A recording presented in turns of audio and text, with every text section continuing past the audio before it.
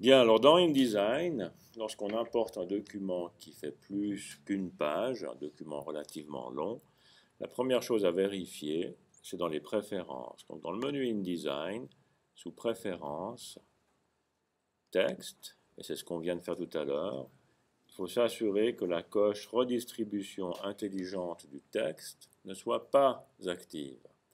Comme ça, c'est nous qui maîtrisons comment le texte va se placer dans nos pages.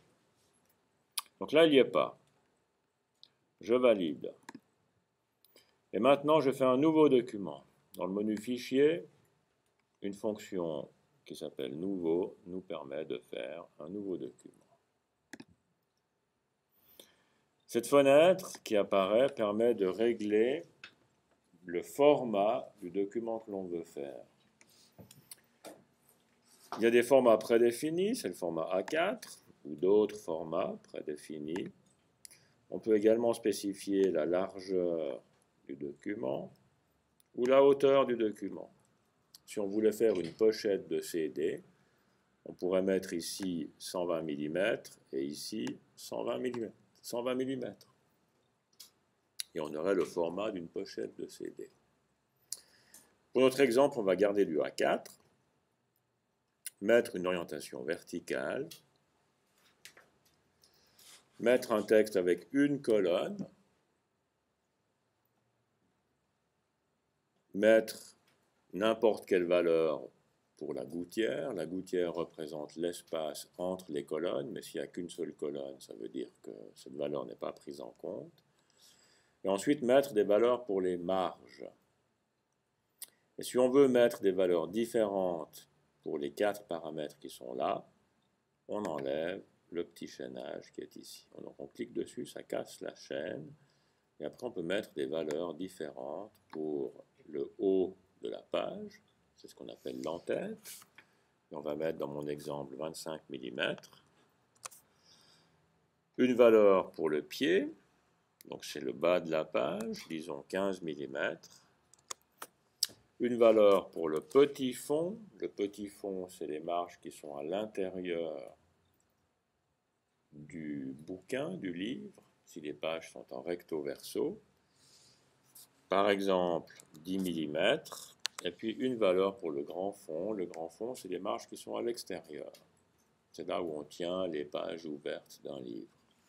Disons 30 mm. Maintenant, une astuce qui est pratique, et je ne l'ai pas montré il y a 2 semaines, c'est de mettre une coche sur le bloc de texte type. Si on met la coche sur bloc de texte type, cela signifie que sur le gabarit de base, il y aura un bloc entre les marges. Les marges qu'on vient de définir ici à 25, 15, 10 et 30. Donc à l'intérieur de ces marges, il y aura un bloc de texte fabriqué automatiquement. La dernière fois, on a dû le faire manuellement, mais si on met la coche ici, le bloc sera fabriqué automatiquement avec une liaison entre le recto et le verso. Voilà, maintenant je valide. Et je trouve la première page de mon document. On va mettre ceci un petit peu plus petit. Mettre ceci à cet endroit-là. Encore un peu plus petit. Je vais faire apparaître ma fenêtre entre les palettes. Voilà. Et ceci, c'est la première page de mon document. C'est la page numéro 1.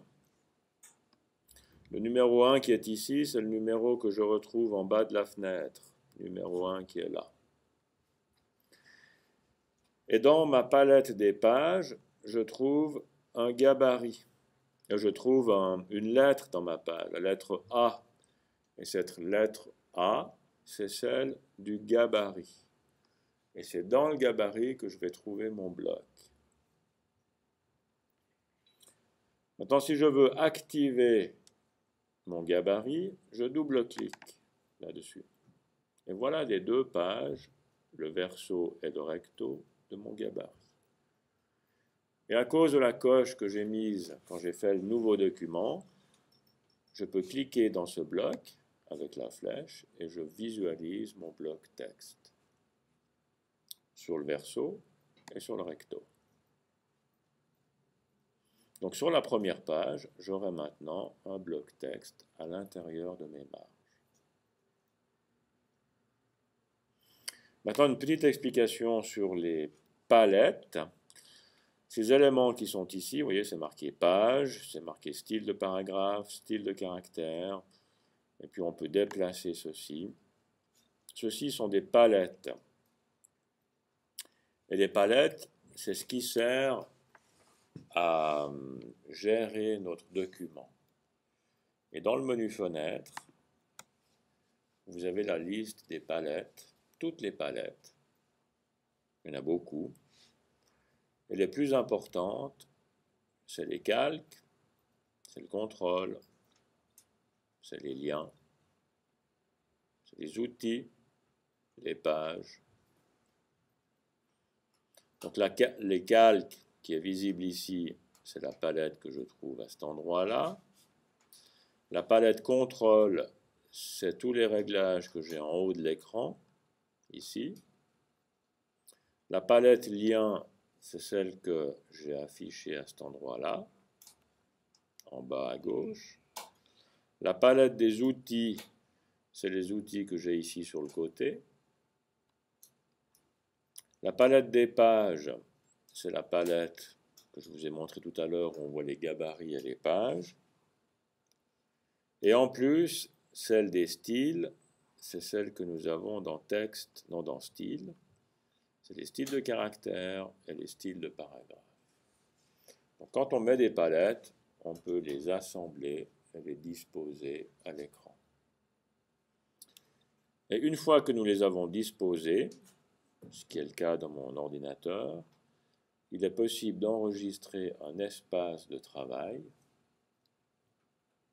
qui permet de conserver la position des palettes pour la prochaine fois que l'on va travailler.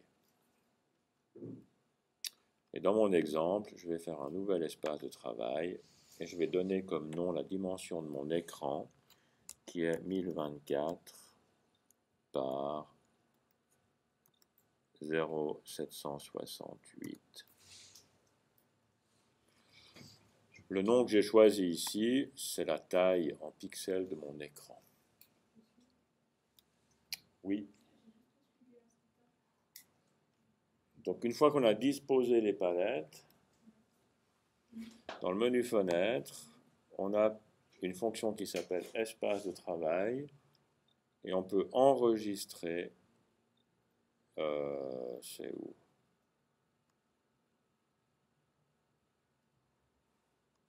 On doit pouvoir enregistrer ou faire un nouvel espace de travail et donner un nom. Et ça va conserver l'emplacement des palettes. Alors moi, j'ai choisi comme nom des chiffres parce que ça correspond à la grandeur de mon écran. Et pour vous, vous pouvez mettre votre prénom ou quelque chose qui va vous permettre de retrouver les réglages que vous avez définis. Voilà. Donc, dans un premier temps, je vais m'arrêter là avec cette première vidéo.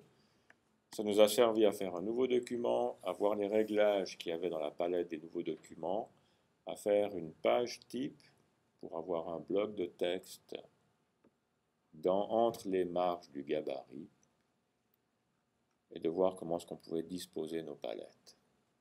Je m'arrête là.